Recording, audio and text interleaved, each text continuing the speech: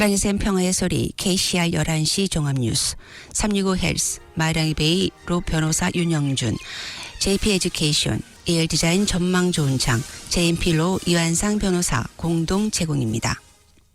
뉴질랜드 뉴스입니다. 윤리적 투자 그룹이 점령된 웨스트뱅크에서 이스라엘 정착촌을 건설하고 자금을 조달하는 회사에 투자된 QE7 기금에 대한 새로운 우려를 제기하고 있습니다.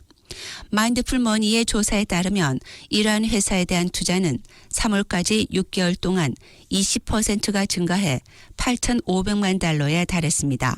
지난달 유엔 최고법원은 점령된 팔레스타인 영토에 있는 이스라엘 정착촌이 불법이라고 판결했지만 이스라엘은 이에 대해 이의를 제기했습니다. 마인드풀 머니의 최고 경영자인 베리 코츠는 이 자선단체가 철거, 자금 조달 그리고 감시를 포함한 광범위한 범죄에 걸쳐 정착촌에 관련된 여러 회사들을 파악했다고 말했습니다. 유엔 보고서는 이전에 이스라엘 정착촌이 팔레스타인의 인권을 침해했다고 명시했습니다. 코츠는 마인드풀 머니가 2023년 11월에 펀드 관리자들에게 해당 회사들에서 투자를 철회하라고 편지를 쓴 후에도 정착촌과 관련된 회사들에 계속 투자하는 QE7 펀드를 비판했습니다. 작년에 비영리 펀드 관리자 심플시티는 정착촌 자금 조달과 관련된 이스라엘은 은행의 세 곳에 주식을 매각했습니다. 자신의 펀드 투자를 확인하고 싶은 QE7 투자자들은 마인드풀 머니 웹사이트를 방문해 알아볼 수 있습니다. 트레드미 프로퍼티의 최신 수치는 현재 주택시장의 매우 암울한 모습을 그려내고 있습니다. 평균 매물 가격은 폭락했고 사이트에서 게시된 매물수는 10년 만에 최고치를 기록했습니다. 현재 웹사이트의 평균 매물 가격은 2024년 초보다 5만 달러가 낮아져 3년 만에 최저 수준으로 떨어졌습니다. 동시에 웹사이트에 게시된 매물도 꾸준히 증가해 5월에는 10년 만에 최고치인 42,440건을 기록했습니다. 7월까지 12개월 동안 매도 가격이 100만 달러 미만인 매물은 이전 12개월에 비해 27%가 증가했고 인기 있는 60만 달러에서 79만 9천 달러 범위의 부동산은 29%가 증가했습니다. 트레드미에 따르면 부동산이 웹사이트에 게시된 기간도 길어지고 있으며 6월에 평균 판매 가능 일수는 73일에서 7월에는 75일로 증가했습니다. 이 모든 것이 구매자에게는 선택의 폭이 넓어지고 판매자에게는 경쟁이 치열해져 가격이 하락하는 압력이 된다고 트레드미 프로퍼티 고객이사 케빈 로이드가 말했습니다. 그는 구매자들은 결정을 내리는데 더 많은 시간을 들이고 가격에 대한 협상력도 더 커지고 있다고 밝혔습니다.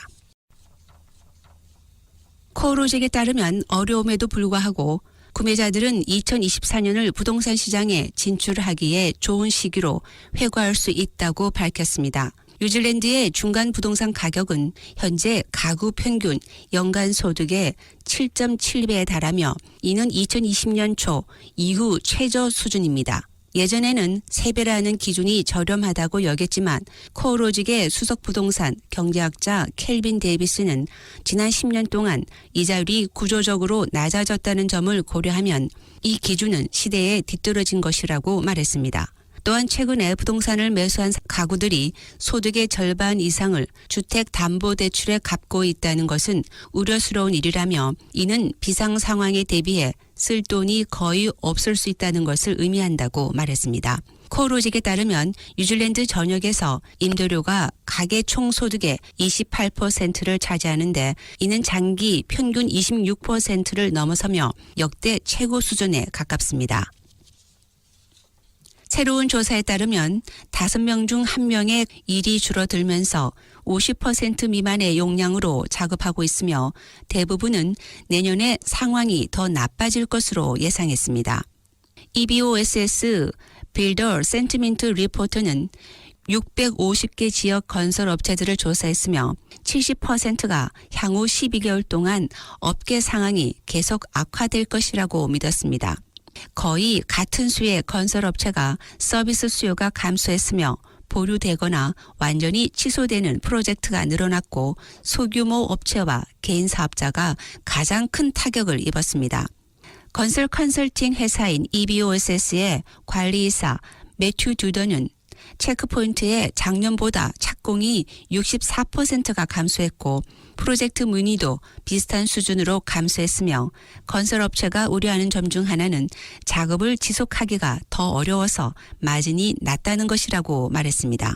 그는 향후 12개월 내에 리노베이션이나 신축을 고려하는 모든 사람에게 좋은 기회라고 밝히며 원하는 건축가와 건설업체를 원하는 시기에 확보할 수 있고 건축 제품 가격이 안정적이며 노동력이 매우 경쟁력이 있고 이자율이 하락할 것으로 예상되며 여기서 중요한 메시지는 사람들이 이미 제자리에 있고 가치를 더하고자 한다면 리노베이션 시장은 유능한 인력을 확보하고 지난 2년 동안 보지 못했던 가격으로 확실히 이익을 볼 수 있을 것이라고 밝혔습니다. 뉴질랜드 총리 크리스토퍼 럭슨과 재무부 장관 니콜라 윌리스는 어제 중앙은행이 기준금리를 0.25%포인트 인하한 후 기자들과 만났습니다. 4년 만에 처음으로 이루어진 이번 금리 인하는 상업은행들이 즉각적으로 이자율을 인하하게 만들었습니다. 니콜라 윌리스 장관은 이번 조치가 가족과 기업들에게 반가운 위로가 될 것이라고 말하며 뉴질랜드가 2021년 중반부터 생활비 위기로 고통받아 왔다는 점을 언급했습니다. 그녀는 인플레이션이 통제되고 있으며 극단적인 물가 상승 시대가 끝났다고 평가했습니다. 그러나 일부 경제학자들은 이 조치를 비판하며 중앙은행의 이전 발언과 큰 차이가 있다고 지적했습니다. 녹색당의 클로이 스와블리 공동대표는 이번 금리 인하가 일부에게는 좋은 소식일 수 있지만 정부가 빈곤을 악화시키는 정책을 추진하고 있다고 비판했습니다. 그녀는 복지 제재와 같은 정책이 실패한 정책이라고 주장하며 정부의 재정 정책이 경제의 승자와 패자를 결정한다고 강조했습니다. 지금까지 전해드린 뉴질랜드 뉴스는 뉴스허브, 원뉴스, RNZ, 뉴질랜드 헤럴드, 스톱, interest.co.nz에서 간추렸습니다. 오늘의 환율 정보입니다.